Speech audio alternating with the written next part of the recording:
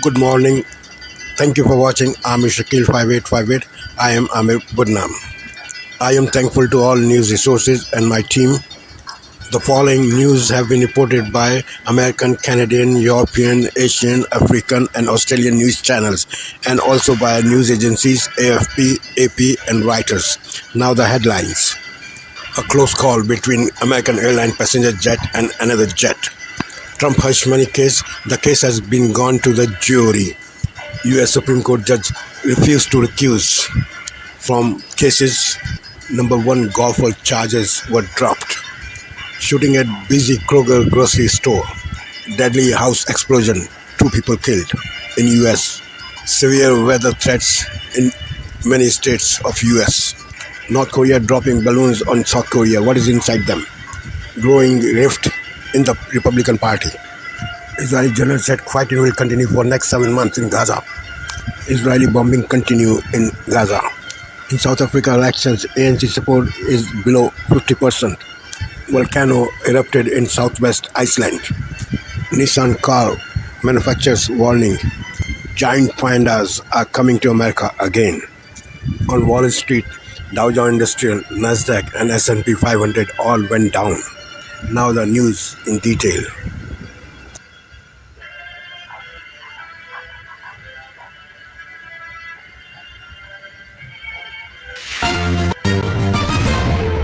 On this Wednesday night, new revelations about Israel's deadly attack on a Rafah tent camp. America's unwavering support for Israel, Gaza's deepening humanitarian crisis, and Israel's grim prediction. Canada's budget watchdog admits to bungling his carbon price analysis, the miscalculations and the implications. Summer forecast. No area of Canada is showing cooler than normal. What Canadians can expect more of weather-wise.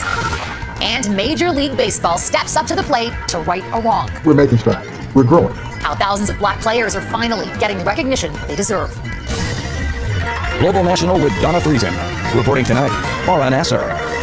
Good evening to you. Thank you for joining us. New revelations are surfacing about Israel's deadly strike this week on a safe zone that killed at least 45 people, many of them women and children. And as the White House steps up public warnings to Israel about civilian casualties, multiple American media outlets are reporting tonight the munition debris found at the site was remnants of bombs made in the U.S.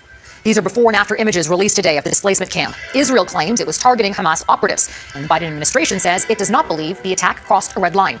As Crystal Commencing reports, Israel is deepening its incursion into Rafah as officials warn the conflict could stretch through the end of the year.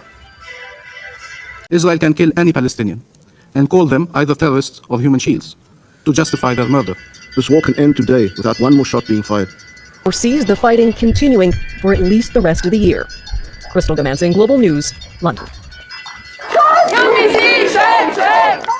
Pro-Palestinian demonstrators blocked a main intersection at the University of British Columbia today. Police moved in to clear protesters who are calling for the school to end financial and economic ties with Israeli companies and institutions. BBC is asking for productive dialogue with members of the encampment that's been occupying a sports field since the end of April.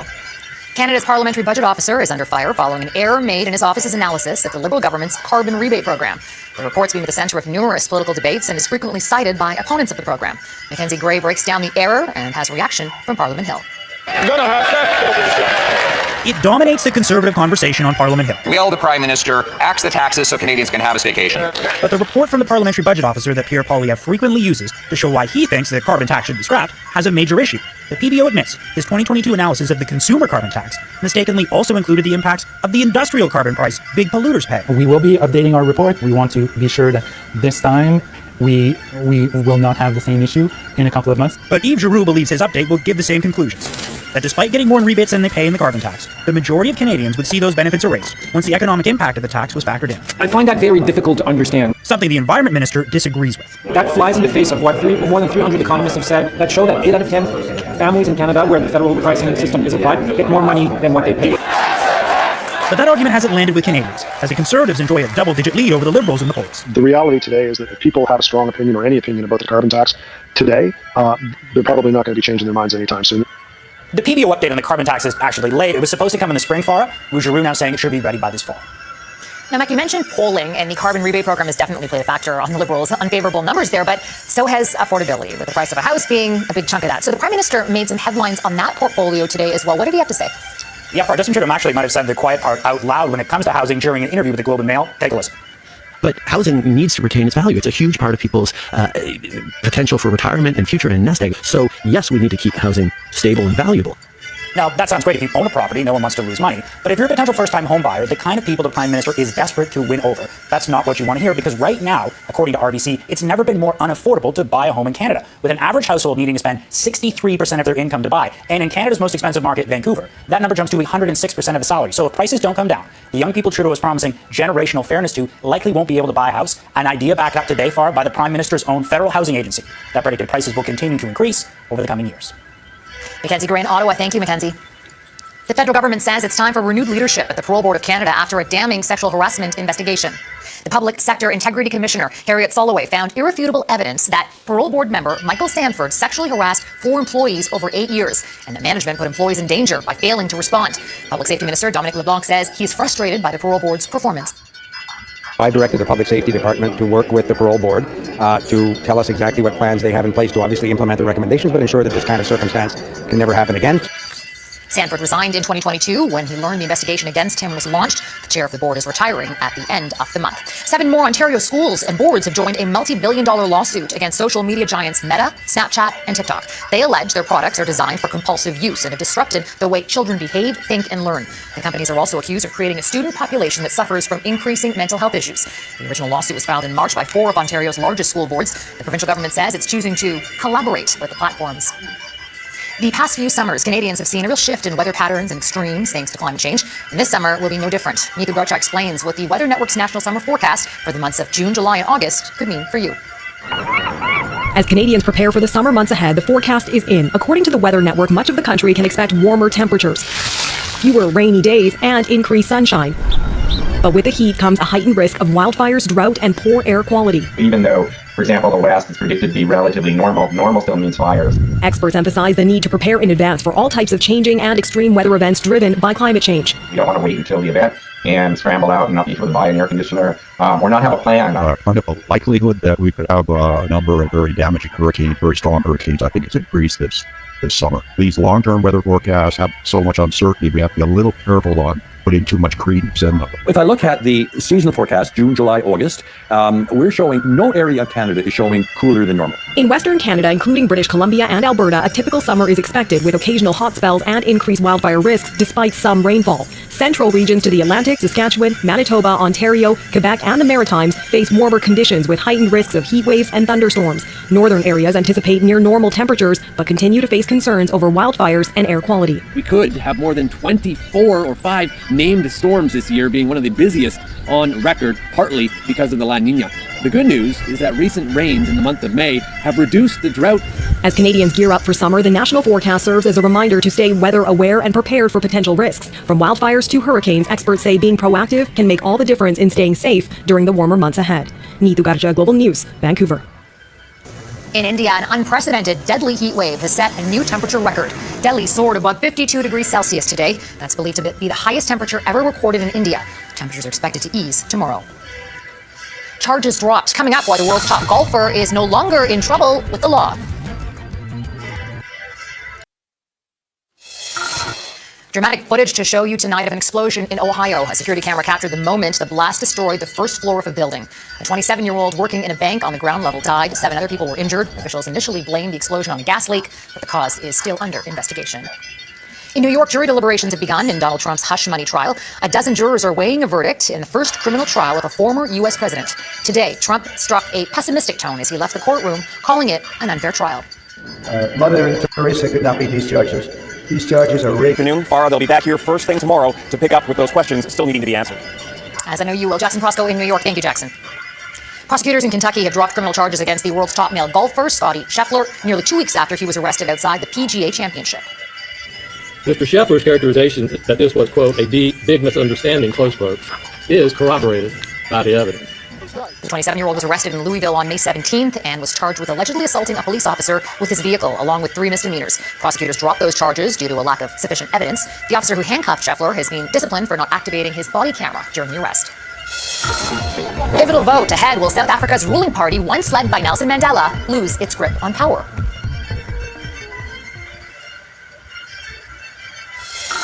A volcano in southwestern Iceland has erupted for the 5th time since December. It's spewing lava up to 50 meters high with smoke billowing into the air. The eruption has forced residents from their homes in the nearby town of Grindavik, as well as tourists from the world-famous Blue Lagoon Spa. Scientists say the region could see eruptions from that volcano for decades or even centuries. The polls have now closed in South Africa in an election that could mean a significant shift for that country. For the last 30 years, the African National Congress, the party once led by Nelson Mandela, has controlled politics in South Africa. But as Mike Armstrong explains, support has dropped off in successive votes, and South Africa may now be looking at a politically fragmented future. As South Africans cast their ballots, there was a number being watched very closely. Polls have put the African National Congress strongly ahead, but far from where it once was. The big question is, does the party dip below 50%? It's an issue the ANC's leader, running for election as president, addressed on the hustings. The people of this country are not going to allow the ANC to go below 50%. South African voters are choosing representatives for 9 provincial legislatures and the national parliament. The party that controls that body picks the president. For the entire 30 years since the country's white minority rule apartheid system was dismantled, the ANC has held that power. Well, it may now have to look to opposition parties as partners to continue ruling. Now, there is a generational divide in this election. The country has an unemployment rate of about 32%, one of the highest in the world. Younger voters are more likely to be affected and pushing for change. There's no job for youth. Older voters are more likely to support the ANC, staying loyal to the party of Nelson Mandela. But that said, South Africa has struggled with an energy crisis and rolling blackouts, political corruption, and growing violent crime rates. This man says he grew up loving the ANC, but he's now, for the first time, switched. The man who took the reins of the ANC when Mandela retired cast his ballot Wednesday. The former president has said his former party has to rid itself of rotten apples. The ANC has been saying it must renew itself. So the ANC must do that. The counting has already started, but the Electoral Commission has up to 7 days to finish the job. Partial results will be released, with the final results. Armstrong Global News, Montreal. Haiti has a new prime minister. UN development specialist Gary Conny was unanimously appointed to the position last night by Presidential Transition Council. Conny previously served as Haiti's prime minister from October of 2011 to May of 2012. Former Prime Minister Ariel Henry was out of the country in February when a coalition of powerful gangs launched coordinated attacks. He resigned a month later. Haiti is still under siege as gangs control at least 80% of the capital. Conny faces a monumental task as he steps in to lead the country until presidential elections can be held. North Korea has launched a bizarre provocation against South Korea, flying hundreds of balloons carrying trash and excrement over its border. South Korea's military has mobilized chemical and explosive response teams to recover the debris. Garbage, manure, and animal feces have been found. Finally entering the record books next, Major League Baseball recognizes the players historically forgotten.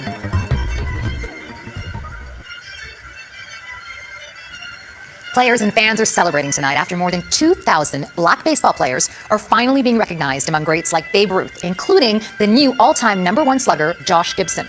Many say the move was long overdue. Mike Relay looks at Major League Baseball's new record list and what we can learn from it.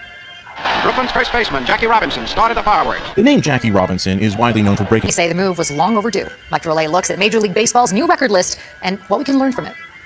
Brooklyn's first baseman, Jackie Robinson, started the forward. The name Jackie Robinson is widely known for breaking down Major League Baseball's color barrier. But Robinson wasn't the first black player. He rose to greatness on the shoulders of others like Cool Papa Bell, Buck Leonard, and George Mule Suttles. If you didn't have a good nickname when you were playing in the Negro League, probably meant you couldn't play.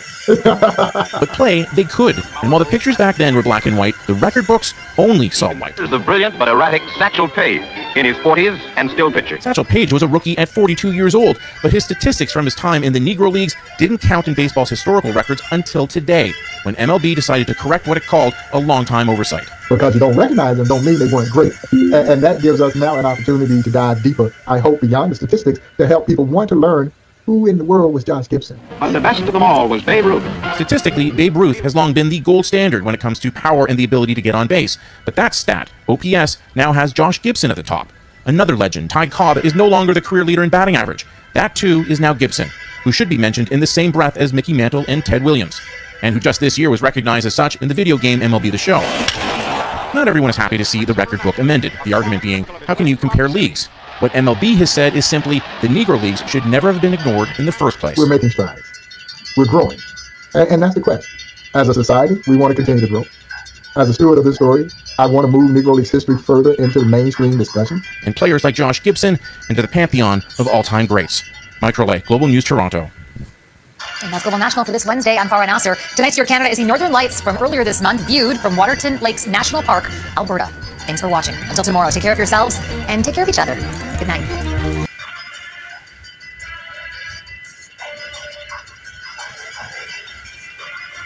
Tonight, the trial of former President Trump now in the hands of the jury. The deliberations just wrapping for the day after 4.5 hours so far. In the case, it could dramatically impact the race for the White House. The critical instructions the judge gave jurors, will it help the prosecution or the defense? And what they asked for today inside the jury room.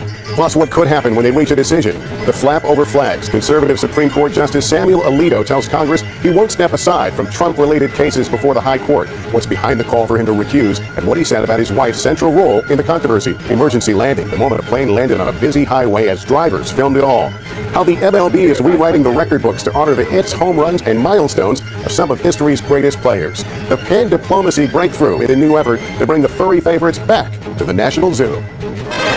This is NBC Nightly News with Lester Holt. Good evening and welcome. And now we wait. The fate of Donald J. Trump, former president of the United States and now criminal defendant, is tonight in the hands of a Manhattan jury. The 7 men and 5 women deliberating for 4.5 hours today on whether Mr. Trump was part of an unlawful scheme to falsify business records to cover up hush money paid to an adult film star. He is charged with 34 counts. Tonight, breaking news involving Donald Trump. The jury now deliberating his fate and the 2 key questions late today from that jury. Also breaking, we have learned of a very close call between an American Airlines passenger jet and another plane. First tonight, the case goes to the jury, and within hours, the bell rings in court. The first note from the jury, requesting key testimony read back to them. What their request could signal in the Donald Trump criminal trial. Then an hour later, their request involving the judge's instructions to the jury. Dan Abrams standing by right here tonight on what all of this could mean. Also developing at this hour, the close call on the runway, an American Airlines passenger jet barreling down the runway at 110 miles per hour, seconds from takeoff. Air traffic control calling on them to abort another plane in the path. Tonight, Supreme Court Justice Samuel Alito refusing to recuse himself from cases involving January 6th, despite the flag seen for a time flying outside both of his homes. Tonight, he's putting the responsibility entirely on his wife. Tonight, the new turn, the world's #1 golfer arrested in Louisville. Now the charges dropped amid the release of new body camera video and what it shows. There's also word coming in, the shooting at a very busy Kroger's grocery store, police racing to the scene. What they revealed moments ago. The deadly house explosion and fire tonight, authorities now saying at least 2 people have been killed. Tonight, the new severe weather threat as we come on the air across multiple states. Possible tornadoes, damaging winds, and then the dangerous storms taking aim tomorrow. America Strong tonight, the move by Major League Baseball to make sure the stars of the Negro League, that their stats are now part of the majors too. Also tonight, North Korea dropping balloons on South Korea and what was inside them. And the giant pandas on their way to America. From ABC News World Headquarters in New York, this is World News Tonight with David Muir. Good evening. It's great to have you with us here on a very busy Wednesday night. We do begin tonight with the breaking news involving Donald Trump. His fate now in the hands of the jury. The trial for a crime Democrats can't name is now in the hands of a liberal Manhattan jury.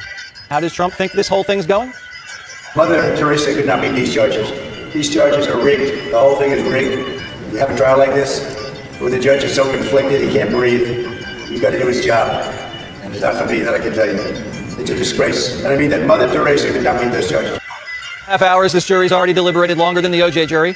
But Biden must be happy because that's 4.5 hours that Trump can't campaign in the Bronx. The jury resumes deliberations tomorrow at 9:30, and like the rest of us, they're confused. They asked Judge Merchan to reread them what the case was about, and Judge Merchan finally told the jury what the crimes were. Are you ready? There's 3. A federal campaign violation, the creation of false records, and a tax violation. Now, we knew about the false records charge, although I didn't know how marking legal expense for paying a lawyer is a crime. Tax violations. First time I'd ever heard anything about taxes. And the old campaign finance violation, and now we know the specific charge. I'll read it. It's a violation of New York State election law to conspire to promote the election of any persons by unlawful means. It's a misdemeanor. And by the way, Bragg has to prove that Trump knew he was breaking election law. Now, in 2016, Trump was a first-time politician. He didn't know election law. And if silencing bimbo eruptions is illegal, you'd have to throw Bill Clinton's entire campaign in prison. Trump was going to call a witness to say this wasn't against the law. Judge wouldn't let him. So listen to what the judge told the jury. The jury gets to pick what crime Trump's guilty of. The 12 jurors don't even have to agree on which 3 charges he's guilty of. It can just be one, or any 1, 2, 3 charge combination, and the judge considers that a unanimous verdict. Convicted. It's like a crime buffet. 12 jurors can go to the buffet, each eat different things. One juror just gets a salad, the other jurors get meat and potatoes, other jurors get salad, meat, and potatoes. All they have to do is agree on that their meal was delicious, even though they didn't even taste everyone else's food. Fill your plate with misdemeanors, whatever you want, and we'll call it a felony. This is the first time we've ever seen a case like this in the history of the American legal system, and 3 non-unanimous misdemeanors make a former president and convicted felon. Now, it's not like they found Trump with gold bars in his closet like Gold Bar Bob. It's not like Trump filmed his crime spree like Hunter. If I don't understand it and our lawyers don't understand it, how do you think the jury feels? The jury must be overwhelmed. I mean, to have all of these instructions just read to them without them getting a copy is going to be overwhelming for them. And also, it's crazy that the lawyers were not able to discuss the instructions in their closings yesterday. They weren't able to do that yesterday, which I find bizarre. The judge sent 12 Manhattan jurors to deliberate on the fate of the former president with a new crime and no guidance. A couple of these jurors went in there admitting they don't like Trump. How are they supposed to be fair if the crime isn't clear? You can't. That's the point. It's all emotion. This case was designed to be confusing. That's why they made it about sex and the election and never touched on the actual law. It played right into the jury's biases and stereotypes. Dismissed jurors were telling us this weeks ago, remember? You feel like the people that you were speaking with in that jury room that you sat with all day on Tuesday, that they can put together a fair and impartial jury because of that sense of duty? Do you think that's possible? I'm not sure about that. Really, why? You know, everybody has biases and, you know, stereotypes in their minds. The jury has 2 lawyers on it who work in Manhattan corporate law firms with DEI all over their websites. They know the charges are Frankenstein. They went to law school. They know better. What do you think happens if they find Trump not guilty and show up to work next week? Corporate law firms in New York City are about as political a place as you can work, outside of politics. These types of firms all work for and donate to Democrats. Their reputations and their careers are in jeopardy. So is everyone else's inside of the courtroom. If Bragg fails, his career's over. Maybe he lands at MSNBC, maybe. If Judge Merchan guides the jury to a conviction and he's overturned on appeal, Democrats don't care. He doesn't care. It's after the election. Merchan will be a hero in liberal law circles, and his daughter, a Democrat consultant, will get filthy rich. There's something very fishy about how Judge Merchan came to preside over this case. There are 24 sitting judges who were supposed to be randomly selected from to take this case. Judge Merchan wasn't even on the list of judges. He's an acting judge. And he's not just a Biden donor. Judge Merchan donated to the Progressive Turnout Project and to an organization called Stop Trump. And he never recused himself. Judge Merchan was allegedly randomly selected for the Trump hush money case, the Trump organization fraud case, and for the Steve Bannon case. This is almost statistically impossible. Pit an acting judge, not within the pool of sitting judges, who happens to be a Stop Trump donor, is randomly selected to all 3 of these Trump cases within the same year. It's probably another conspiracy theory. Just like the resistance left fell in love with Fauci, Mueller, and Avenatti, they now have a man crush on Merchan. With respect to Judge Merchan, I mean, I am like now, I have like a man crush on him. He is such a great judge that it's hard to see that the jurors wouldn't have the same impression. I mean, you just keep on thinking, if you looked in a dictionary for like judicial temperament, that's what you get. Judicial temperament, he kicked everybody out of a courtroom so he could yell at a defense witness who rolled his eyes, and then threatened to throw the former president of the United States in jail for talking. The judge is throwing a tantrum inside the courthouse, and the sitting president sends actors to throw tantrums outside the courthouse. He let a porn star suggest she was sexually assaulted and then told the jury, oops, pretend you didn't hear that. And then let Michael Cohen sell the jury anti-Trump t-shirts from the witness stand. No one knows what the heck is going on. The confusion is nobody knows what the crime is because there's no crime. Nobody knows what the crime is. The DA didn't name the crime. They don't know what the crime is. That's what the problem is. It's a disgrace. This thing ought to be ended immediately. The judge ought to end it and save his reputation. The defendant has a constitutional right to know the crime he's being charged with. You can't tell him on the last day, and you can't tell the jury the crime on the last day either. And if the judge, witnesses, and the crowd can't control their emotions, how can we expect the jury to put their emotions to the side and use reason to decide this case? Click here to subscribe to the Fox News YouTube page to catch our hottest interviews and most compelling analysis. You won't get it anywhere. Vanity Fair special correspondent Brian Stelter and The Atlantic's staff writer David Frum. Hello to both of you. Great to have you back on the show. I appreciate you making the time. David, I'll start with you. Is there anything to read into the request coming from the jury from where you sit? I'm sure there is, but I'm not going to hold enough to do it. There are people who make a solid living out of analyzing juries. I'm not one of those people. What I'm thinking about as I watch this trial is the American justice system is found able to hold some kind of account to Donald Trump for all of the sleazy, squalid aspects of his life before and during the presidency. It's having a much tougher time holding him to account for his danger to the Constitution. It is sobering that Trump could go to the polls in November as a convicted felon for this part of his life, but that there will be no action at all, no conclusion at all on the legal aspects of trying to overthrow the election of 2020 and seize power by violence and force.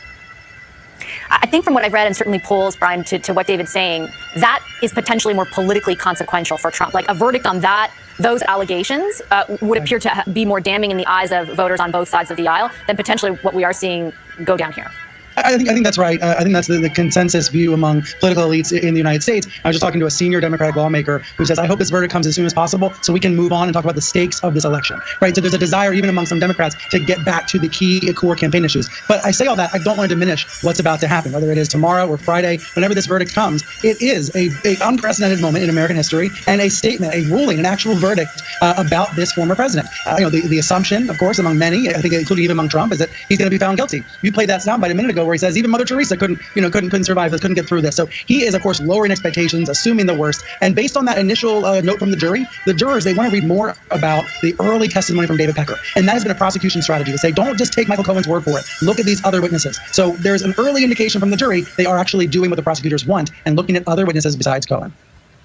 What is your sense, David, of the potential consequences for Trump of a guilty verdict?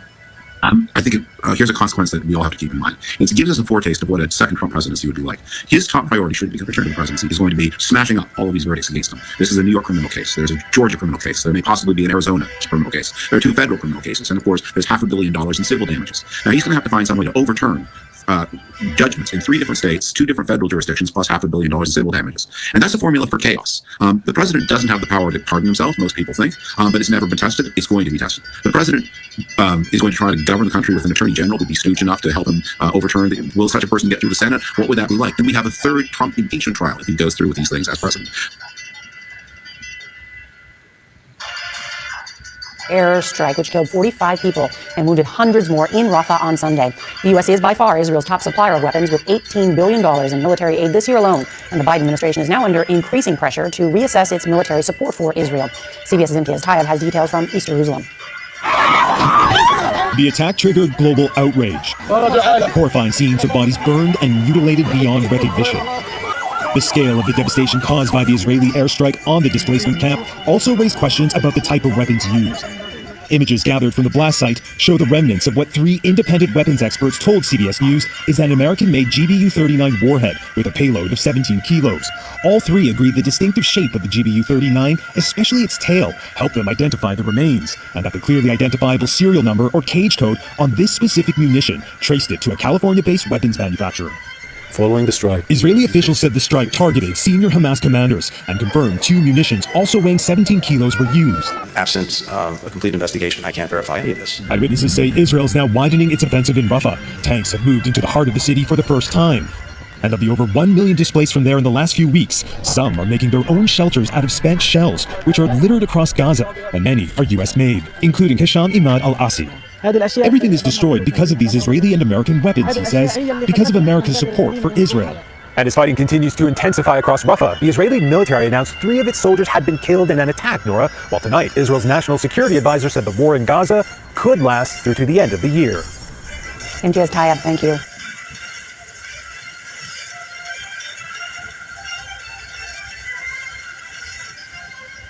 By viewers like you. Please support our work at democracynow.org/give. Welcome to Democracy Now!, democracynow.org, The War and Peace Report. I'm Amy Goodman. The White House said Tuesday Israel's devastating airstrike on a tent camp for displaced Palestinians in Rafah does not cross President Biden's so-called red line in Gaza. Sunday's attack, which set off a fire in the camp, killed 45 Palestinians and injured over 200, mostly women and children. A CNN investigation found Israel attacked the camp using munitions made in the United States by Boeing. White House National Security spokesperson John Kirby was questioned Tuesday by Ed O'Keefe of CBS News.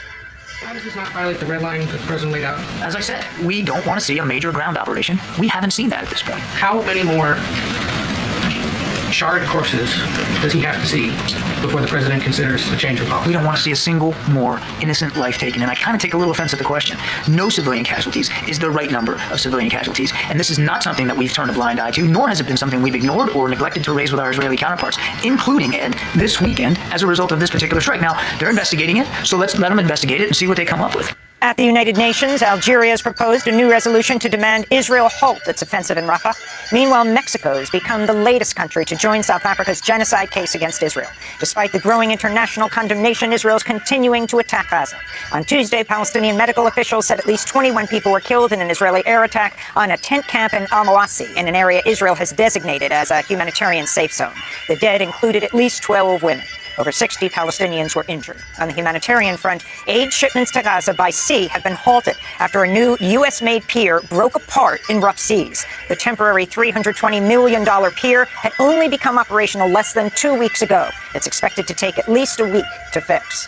In other news from the region, former Republican presidential candidate Ambassador Nikki Haley visited Israel Tuesday and was photographed signing an Israeli artillery shell. She wrote the words, "Finish them!" exclamation point. A joint investigation by The Guardian and the Israeli news outlet 972 has revealed Israel's run an almost decade-long secret war against the International Criminal Court in an attempt to derail the court from filing war crimes charges against Israeli officials. The report details how Israel surveilled, hacked, smeared, and threatened top ICC officials, including the current chief prosecutor Karim Khan and his predecessor, Fatou Bensouda. The news outlets report the former head of the Israeli Mossad, Yossi Cohen, personally threatened Bensouda, telling her, quote, "You should help us and let us take care of you. You don't want to be getting into things that could compromise your security or that of your family," unquote. Despite the threats by Israel, the ICC's Karim Khan announced earlier this month he's seeking arrest warrants for Israeli Prime Minister Benjamin Netanyahu and Israeli Defense Minister Yoav Gallant, as well as 3 Hamas leaders. Another senior official at the State Department has resigned to protest President Biden's policies on Gaza. The official, Stacey Gilbert, served in the State Department's Bureau of Population, Refugees, and Migration. The Washington Post reports Gilbert sent an email to staff Tuesday criticizing a recent State Department report that concluded Israel's not obstructing U.S. humanitarian assistance to Gaza. Protests over Israel's war on Gaza continue across the globe. In London, police arrested 40 pro-Palestinian protesters Tuesday night after about 10,000 people rallied to call on Israel to halt its attacks on Rafah. In Mexico City, police fired tear gas at protesters outside the Israeli embassy Tuesday. Meanwhile, in Paris, France's lower house of parliament has suspended a lawmaker for 15 days for holding up a Palestinian flag during a debate on Israel. And in Canada, dozens of faculty of the University of Toronto spoke out Tuesday, a day after school officials sought a court injunction to clear a student pro-Palestinian encampment. Jury deliberations are beginning today in Donald Trump's hush money and election interference trial. During closing arguments Tuesday, prosecutors accused the former president of trying to subvert democracy and, quote, hoodwink the American voter. Meanwhile, Trump's legal team attempted to discredit Trump's former fixer, Michael Cohen, who testified against his former boss. Trump attorney Todd Blanche called Cohen, quote, the greatest liar of all time, the gloat. Prosecutors reminded jurors that the case rests on the documentary evidence and not just on Cohen's testimony. Trump's lawyer, Todd Blanche, also told jurors Trump could go to jail if convicted. This led to Judge Juan Merchan admonishing him for making what the judge called a, quote, outrageous and highly inappropriate remark. Outside the courthouse, the Biden campaign held a press conference featuring 2 police officers who worked during the January 6th insurrection, as well as actor Robert De Niro, who warned against another Trump presidency. This is the time to stop him by voting him out once and for all. We don't want to wake up after the election saying, what, again? My God, what the hell have we done? We can't have that happen again. In other Trump legal news, U.S. District Judge Aileen Cannon, who's hearing Trump's classified files case, has denied a request by prosecutors to place a gag order on Trump to prevent him from attacking law enforcement agents involved in the case. She was appointed by President Trump. In climate news, India's issued a red alert a day after temperatures in New Delhi reached a record 122 degrees Fahrenheit. Meanwhile, in Brazil, the Inter-American Court of Human Rights is hearings to determine what legal obligations countries should face for the climate emergency. The hearings come after historic floods in Brazil displaced hundreds of thousands of people and killed over 150. This is Luisa Tucha of the Tucha in northeastern Brazil. This is the moment we want the Inter-American Court to hear us, hear our cry, hear our call, hear our anguish, feel some of the pain that the indigenous peoples of Brazil have been going through for thousands of years. In Papua New Guinea, rescue efforts are continuing after a landslide killed as many as 2,000 people. Papua New Guinea's Prime Minister James Marape said the changing climate is devastating his country. In this year, we had extraordinary rainfall that has caused flooding in river areas, sea level rise in coastal areas, and landslips in few areas. For instance, we almost had the entire South Simbu, the access passage through the Gumini Highway, was completely cut for almost a month. Haiti's unelected transitional council has named Gary Conille to be Haiti's new prime minister just a month after some members of the council picked a different official for the job. Conille briefly served as Haiti's prime minister over a decade ago, had been working as a development specialist at UNICEF. The transitional council was formed after Ariel Henry agreed to resign as prime minister amidst an uprising by armed groups. In the nation of Georgia, lawmakers have voted to override a presidential veto of a controversial bill that could force many NGOs and media outlets to register as foreign agents. On Tuesday, one opposition lawmaker in Georgia was doused with water while he spoke out against the legislation. The EU has warned passage of the bill could jeopardize Georgia's chances of joining the bloc. Voters in South Africa are casting ballots today in nationwide elections. Polls suggest the ruling African National Congress could lose its majority for the first time since Nelson Mandela was elected in 1994. In election news here in the United States, Texas House Speaker Republican Dade Phelan narrowly won a primary runoff against David Covey, a far-right candidate who was endorsed by Donald Trump and Texas Attorney General Ken Paxton. Meanwhile, Texas Republican Congressmember Tony Gonzalez has declared victory in a primary runoff against gun rights advocate Brandon Herrera, who is nicknamed the AK Guy. Gonzalez, who represents Uvalde, Texas, broke with his Republican colleagues last year to support new gun control legislation after the massacre at Robb Elementary School. And the Libertarian Party has picked Chase Oliver to be its presidential nominee after party members turned down appeals from both Robert F. Kennedy Jr. and Donald Trump, who was met by a round of boos and jeers when he addressed the Libertarian Convention on Saturday. Meanwhile, Jill Stein has announced she's won enough delegates to be the Green Party's presidential nominee. And those are some of the headlines. This is Democracy Now!, democracynow.org, The War and Peace Report. I'm Amy Goodman in New York, joined by Democracy Now!'s Juan Gonzalez in Chicago. Hi, Juan. Hi, Amy, and welcome to all of our... Good evening, I'm Amin Vaz. On the News Hour tonight, jury deliberation gets underway in Manhattan in the criminal hush money trial of former President Donald Trump. A razor-thin primary win for a Texas incumbent highlights the growing rift within the Republican Party. And Judy Woodruff looks at how Alaska changed its primary elections to break partisan gridlock. It allows people like me and other nonpartisan voters the opportunity to weigh in without having to necessarily commit ourselves to a particular party. From viewers like you. Thank you. Welcome to the News Hour. Former President Donald Trump's future now rests in the hands of a jury in New York City. Jurors in the criminal hush money case against Mr. Trump began deliberating this morning. 7 men and 5 women received instructions from Judge Juan Merchan and were then sent off to decide this historic case. William Brangham has been covering the trial from the start, and he joins us now. So, William, let's start with those instructions that the judge gave to the members of the jury. They're very important in this case, the subject of a lot of debate between the defense and the prosecution. Tell us more about what exactly the judge instructed those jurors to do this morning. You're right on that. They're important in every case, but particularly in this one because it is such a complicated case. And the judge laid out several key issues. First off, he stressed to the jury that a defendant can be held liable for the criminal acts of other people if the defendant basically instructed or asked or helped them to do so and did so intentionally. Secondly, the judge then went through the 34 different charges, which all accused Donald Trump of falsifying business records. And those are 34 different checks and invoices and ledger entries, all in relation to the payment made to silence adult film star Stormy Daniels. Third, he explained that for those 34 charges to become felonies, not just misdemeanors, they must have been done to commit or to conceal another crime. And in this case, it is alleged that he was committing a violation of New York State election law, which basically prohibits promoting someone's election through unlawful means. And he explained that could have been a violation of federal election law, falsifying other records, or tax law. Again, quite complicated instructions. In fact, the jury today asked for a rereading of some of those. Those apply to each and every count, and the jury on each of those has to be unanimous. So, William, this now sits with the jury. It's an if, it's a big if, but if the jury does decide that former President Trump is guilty in this case, what kind of punishment might he be facing? If he's found guilty on one count or 34 counts or somewhere in between, it is then up to the judge to decide his sentence. And in New York State, judges have a lot of leeway in deciding the sentencing. Each of these charges carries a maximum of 4 years and $5,000 penalty, 4 years in prison. But it is not at all clear that the former president would be incarcerated. He could be sentenced to probation. He could be sentenced to house arrest. Each of those latter two would give him more freedom. I mean, all along, Judge Merchan has acknowledged the historic nature of who this defendant is. I mean, this is a man who's running for president. He ought to be out campaigning. This is a man who very well could become the next president. And so Merchan said it is a last resort for him to imprison Donald Trump. He said if it comes to that and he feels it's necessary, he could do so. Whether that happens. In the day's other headlines, Israel's national security advisor says he expects another 7 months of fighting in Gaza. The remarks come amid growing international pressure on Israel over its offensive against Hamas. It also raises questions about who will control Gaza after the war.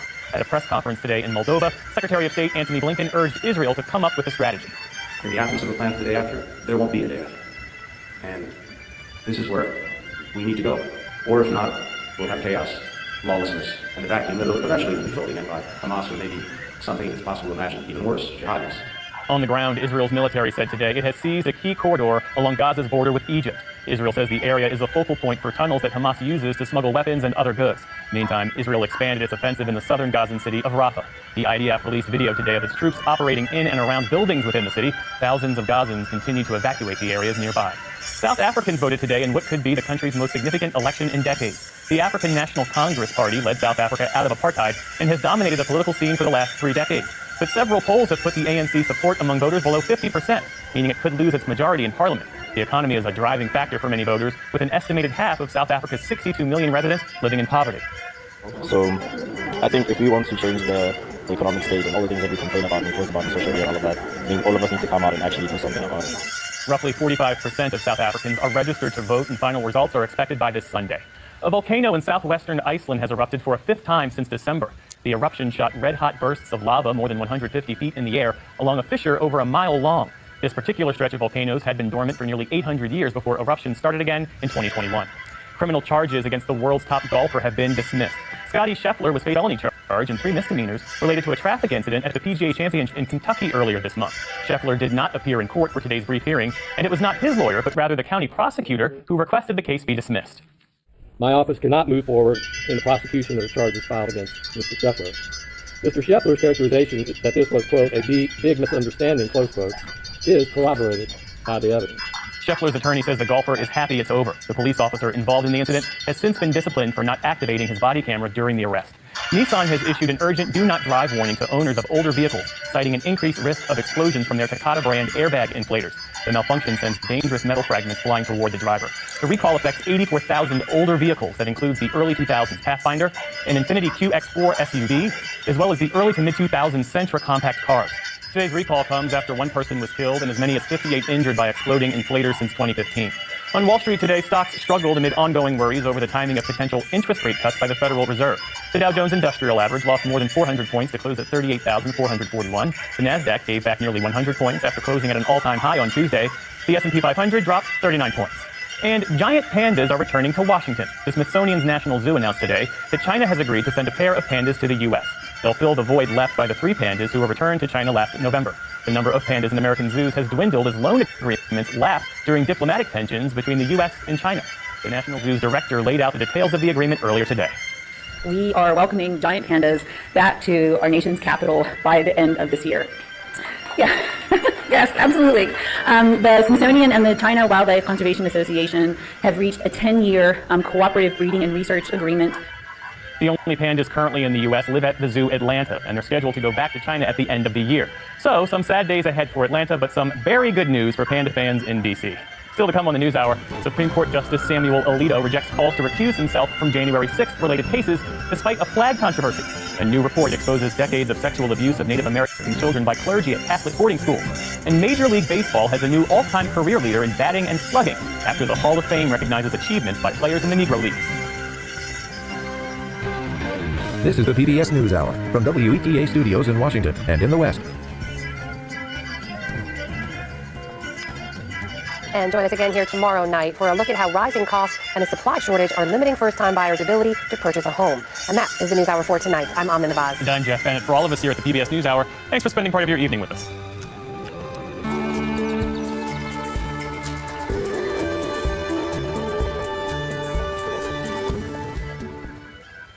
Worldview with Francois Picard. 2 hours of current affairs featuring the debate. Listen to the views that count on all the major international issues. Join us for Worldview right here on France 24.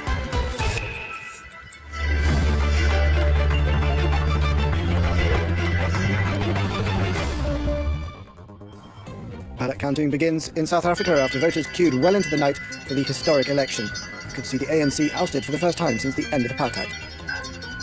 Decision time for the jury in Donald Trump's hush money trial. Following 6 weeks of testimony, the 12-member panel must unanimously decide whether the former president did conceal payments to buy the silence of a porn star. And the home and office of a German far-right MEP's assistant are raided by police, accused of spreading Russian propaganda in the build-up to the European Parliament elections. Welcome to the France 24 newsroom. I'm Alexander Alcott. A late surge of voter turnout in South Africa saw polls remaining open for extra time as people formed long queues to make their voices heard. The ANC party, formerly of the late Nelson Mandela, has dominated the nation's politics since the end of apartheid, but for the first time in 3 decades, it could now lose its grip on power. John Jameen has more. Long after Wednesday's 9 p.m. deadline, and lines of South African voters could still be seen snaking their way into polling stations across the country. Spirits remained high, though, as voters participated in the democratic process. Our vote is something that we fought for, so I will definitely wait here for as long as it takes to vote. Here on Robben Island, the same prison that once held Nelson Mandela, Bongeka Nglanga voted for the first time. Freedom was, I can say, birth in this island. So being here and voting here is just such a great thing ever. While passing without serious incident, the day was still checkered by protests, power outages, and lengthy technical delays, as voters also became confused over the amount of choices available. Nonetheless, election officials made note of the turnout. It will probably be well beyond what we had, the 66% we had in 2019. One of those in a more bullish mood was the country's president, Cyril Ramaphosa, as he dropped his ballot in Soweto. The people of South Africa will give the ANC, as they vote today, a firm majority. There isn't even a doubt about that. Recent polls, though, have put the ruling ANC at less than 50% for the first time since 1994, leaving others with a kingmaker role in their sights. For the first time in 30 years, there's an opportunity for change in South Africa at a government level. We are here to take over government. That's where our target is. With counting underway, final results are likely to be known by Sunday, after which Parliament has 2 weeks to choose South Africa's next president. Moving on now, the first day of jury deliberations in Donald Trump's hush money trial has concluded. The panel, made up of 7 men and 5 women, must reach a unanimous verdict on whether the first former president to go on trial is guilty of 34 felony counts of falsifying company records. After analysis and arguments, the 12 jurors in the Donald Trump trial began the unprecedented task of deciding whether to convict the former president. In order to do so, they must unanimously agree that Trump created at least one false entry in his company's records with the intent of committing or concealing a crime. They have to decide with respect to each count whether they are finding him guilty or not guilty as to each of those 34 counts. And the verdict has to be unanimous, but as to each count. So theoretically, they could find him not guilty of 33 counts and guilty of 1. Another option would be for the jurors to find Trump not guilty, meaning the prosecution failed to prove his guilt beyond a reasonable doubt. In that case, the former president would be acquitted of all charges. And if jurors are unable to reach a unanimous decision, they must first notify the judge, who will formally ask them to make every possible effort to come to a verdict. Failure to do so would then result in a hung jury and a mistrial. If they go back and do that and they still cannot come to a unanimous decision, that's where we would have a hung jury. That means that there has not been a decision either way. And if that happens, the case ends. In the event of a mistrial, prosecutors would have to decide whether to try the case again. A guilty verdict, meanwhile, would likely be appealed by Trump's legal team, potentially marking the start of another lengthy legal process. The Belgian police have raided the home and office of a European parliamentary employee amid suspicions that he was behind the spread of Russian propaganda in the build-up to the elections. The person in question is a former assistant to the German MEP Maximilian Krah of the far-right Alternative for Germany party. At the end of this corridor, Belgian investigators are searching the office of a European Parliament assistant. Police raids are not only underway here, but also at offices in Brussels, Strasbourg, and at the aide's home.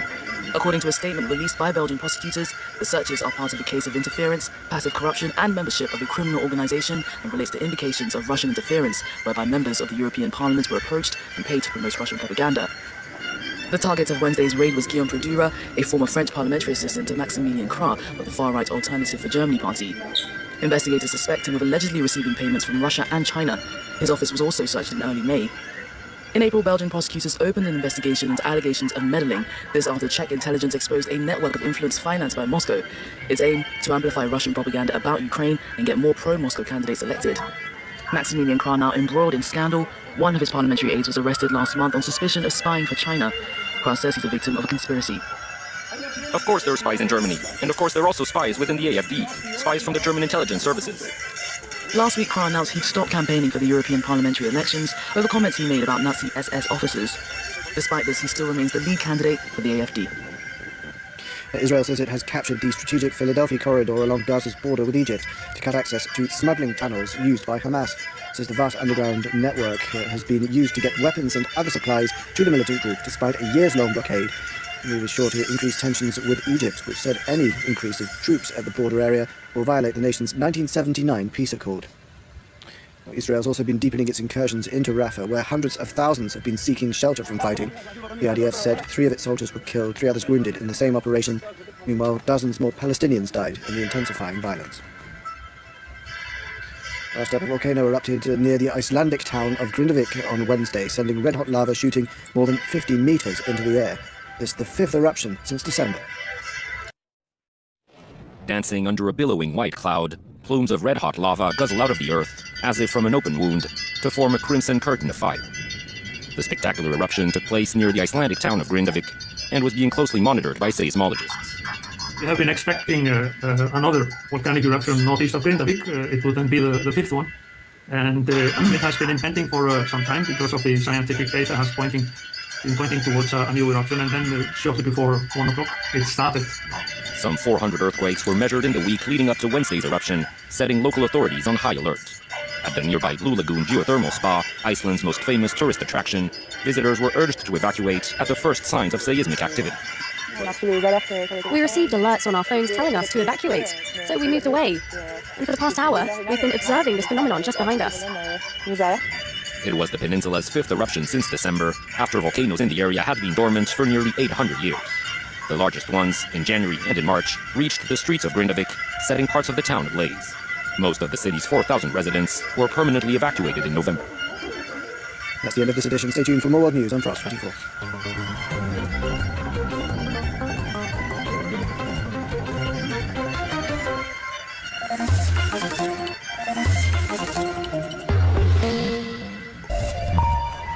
Thanks very much for staying with us. Time now for Eye on Africa with me, Georgia Calvin-Smith, and tonight we have one thing in our sights, and that is vote counting being underway in South Africa as millions of people turned out on Wednesday for landmark elections 3 decades after the end of apartheid in a poll that could see the ruling ANC party fighting to protect its 3-decade-long hold on power. Now, South Africa's Independent Electoral Commission says that it thinks that turnout to Wednesday's landmark general election may well surpass the 66% seen in 2019. Millions of voters queued for hours to have their say in the most uncertain poll since the end of apartheid rule 30 years ago. President Cyril Ramaphosa of the ruling ANC party is hoping to be re-elected, but it is the most crowded political landscape the country has seen since 1994, and opposition parties are hoping that could mean a change to the status quo. Our Anne Wenzel followed the day for us from Cape Town. Early today, the IEC said that at over 90% of the 23,000 voting stations, all...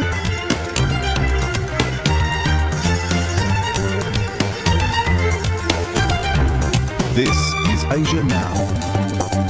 Hi, it is 11 a.m. in Singapore and Hong Kong, 8:30 a.m. in New Delhi, and 10 o'clock in Jakarta. I'm Yasmin Yonkers. At this hour, Chinese President Xi Jinping warns that the war in Gaza cannot continue indefinitely, and justice cannot be permanently absent as he hosts Arab leaders in Beijing. The Israel-Hamas war foremost in their talks, along with trade and investment.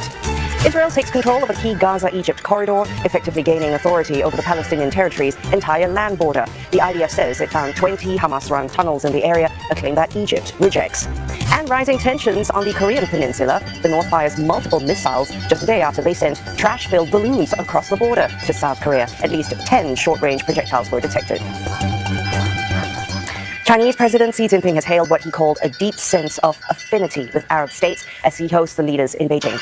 In his keynote speech, Mr. Xi reaffirmed support for a so-called broad-based peace conference to build consensus on the Middle East conflict. Beijing has been positioning itself as a mediator amid the war in Gaza and has been building closer ties with the Arab world in recent years. The heads of state from Egypt, the United Arab Emirates, Bahrain and Tunisia are among the attendees of the China-Arab States Cooperation Forum. And besides regional security concerns stemming from the war in the Middle East, set to dominate the talks, issues such as trade and investment also on the agenda. And for the very latest, we have Tan Se-Hui live from Beijing. Se-Hui, it's good to see you, and I know you were listening to the keynote. Top of the agenda, the conflict in Gaza. What were the main takeaways from President Xi's keynote address to the Arab leaders? So President Xi Jinping, he has reiterated China's stance on the issue, and he has called for an end today. Se-Hui, thank you very much for listening in on that forum. Tan Se-Hui speaking with us from Beijing. Israeli forces have taken control of a key buffer zone between Gaza and Egypt, and it effectively gives Israel authority over the Palestinian territory's southern land border. Israel says the 14-kilometer-long corridor serves as a lifeline for Hamas, which it allegedly uses to smuggle weapons into Gaza. A military spokesman says about 20 tunnels were found in the area. Egypt, though, has refuted that claim. And Israel is also sending more tanks on raids into Rafah despite an order by the World Court to stop the assault. Reports say the tanks moved into the heart of the southern city for the first time.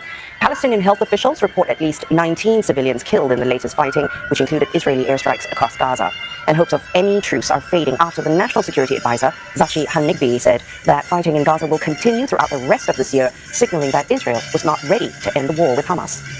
We also have emphasized that Israel must connect its military operations to a political strategy that can ensure the lasting defeat of Hamas. Of attacks on health facilities in the occupied Palestinian territories, including Gaza, since the 7th of October. And North Korea is said to have fired a series of short-range ballistic missiles. South Korea's military says it detected at least 10 of them fired into the waters east of the Korean peninsula. And the launch comes after North Korea failed to put a second spy satellite into orbit when a newly developed rocket engine exploded mid-flight. Seoul's military reported that the suspected projectiles were fired from the Sunan area, that's near the North's capital Pyongyang. They flew for some 350 kilometers before plunging into the sea. Seoul says the launch was, quote, a provocation that seriously threatens peace and stability on the Korean peninsula. Meantime, it's sharing missile-related intelligence with its American and Japanese counterparts. Japan's Coast Guard and Prime Minister's office has also confirmed that the launch happened, saying the North Korean projectile had apparently landed outside the country's exclusive economic zone. And Japan added Pyongyang's move is a violation of UN Security Council resolutions. Yesterday, the North sent hundreds of trash-filled balloons across the border, saying its aim was to punish its southern neighbor. And Lim Yoon-suk has more from Seoul. Many of the analysts here are saying that it's very likely that North Korea wants South Korea to know how difficult it is to find the balloons and to clear up the mess after they land in South Korea, because North Korea faces the same situation when South Korea sends balloons over to North Korea. Except in this case, from North Korea, it's mostly trash. And, there were reports saying that there were even some feces in the plastic bags, although there were also other things like the plastic water bottles or used paper and shoes. And there were also timers that were found inside the plastic bags attached to the balloons. And analysts are saying they were likely used to time when to release this garbage. Now, it's not sure why they're sending trash, although, this was a talk of over lunch for many of the South Koreans. And there was one person who was saying that it's very likely that North Korea was sending a message to the defectors, who are usually the ones who send those balloons over to North Korea, because North Korea usually refers to those defectors as trash. Now, this is not the first time, several years ago, North Korea also launched the balloons and carrying at that time similar items like toilet paper and cigarette butts and also rubbish. Up next is your Asia Business Update. U.S. big tech firms stepping up their investments in Southeast Asia, Google making its largest planned investment in Malaysia. Plus, Saudi Arabia reportedly readies a multi-billion-dollar share sale in state-backed energy giant Aramco that could be launched in the coming days.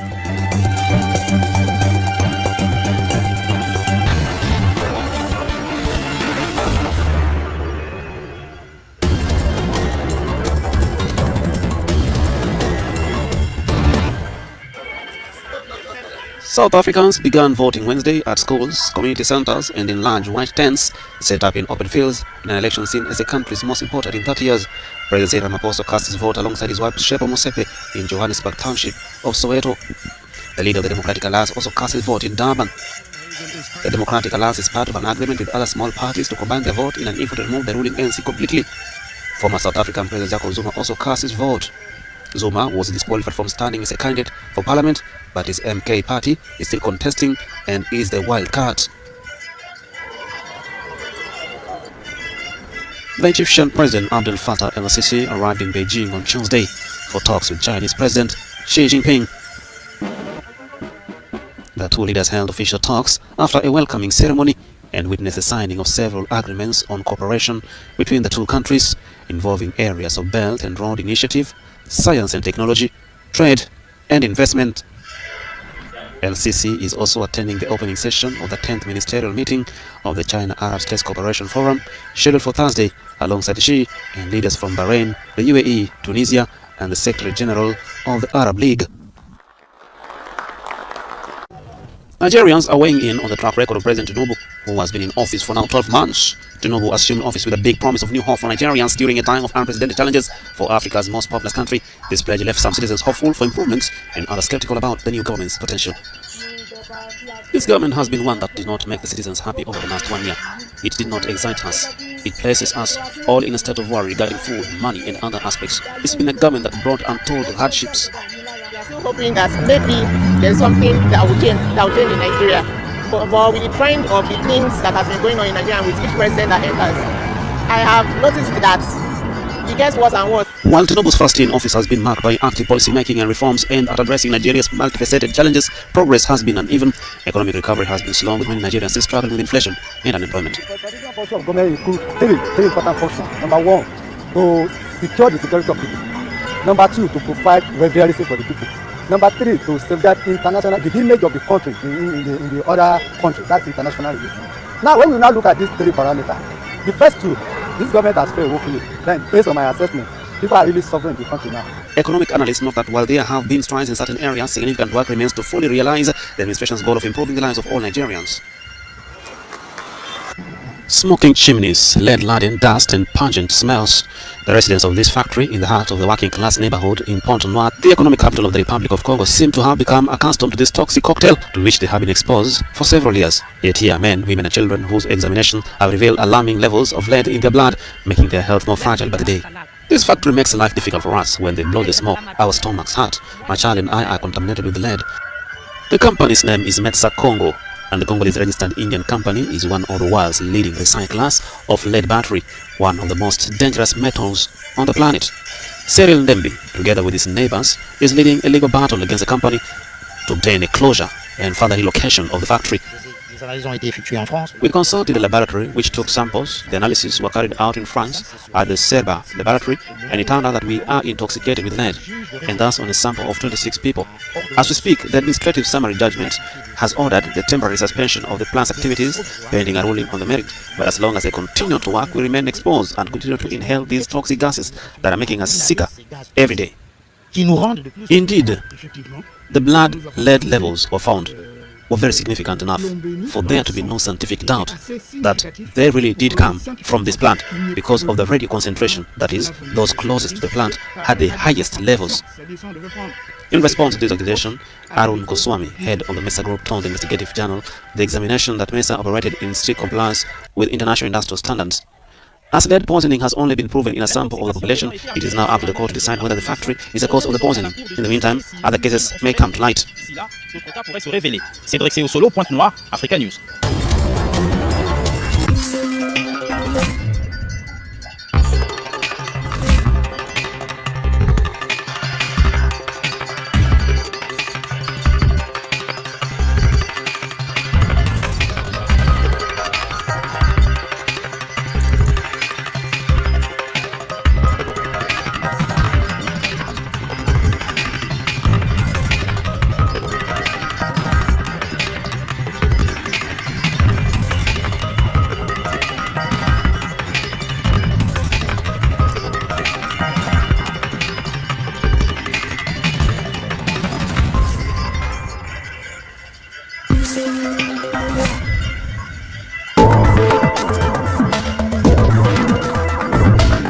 Nigeria has long been famous for its literary talent, with writers like Chinua Achebe and more recently Chimamanda Ngozi Adichie.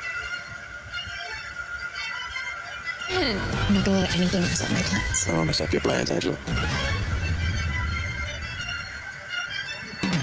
Today, Beijing lifts its beef ban on Australian abattoirs, reopening a $1 billion export market.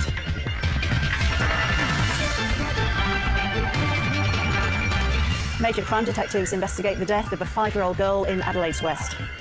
Home Affairs working with Ticketmaster after reports hackers have stolen the personal information of 500 million customers. And graffiti artist Matt Adnate awarded the 2024 Archibald Packing Room Prize for his portrait of Ulingu rapper and artist Baker Boy. Hello and welcome to ABC News. I'm Ross Childs. China has eased restrictions on Australian beef imports. 5 major Australian meatworks can now resume business with Beijing. The businesses in Queensland and New South Wales have been trading about one.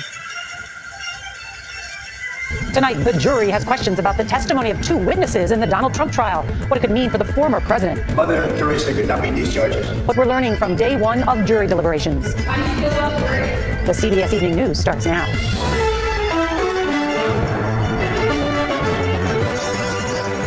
Donald Trump just leaving the courthouse after spending 5 hours waiting for the jury to decide his fate. Good evening, I'm Nora O'Donnell, and thank you for being with us. Day 1 of deliberations is done, and there's still no verdict. But the jury did send 2 notes to the judge. The first was a request to rehear key testimony from 2 central players in this case, former National Enquirer publisher David Pecker and Trump's former fixer, Michael Cohen. They specifically want to hear what both men said about a Trump Tower meeting where Pecker said they came to an agreement with, quote, Trump himself about a scheme to kill negative stories about him, among other pieces of testimony. The jury wants to rehear those instructions from the judge. Those are the only clues that we have about what is happening inside the deliberation room as the jury weighs a historic decision whether or not to convict the former president.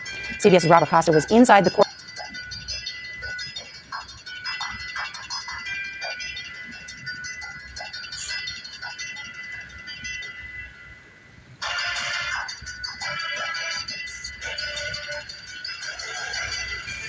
Thank you for watching and privilege of your time. This is Amir Shakil 5858. I am Amir Goodman. Have a good life.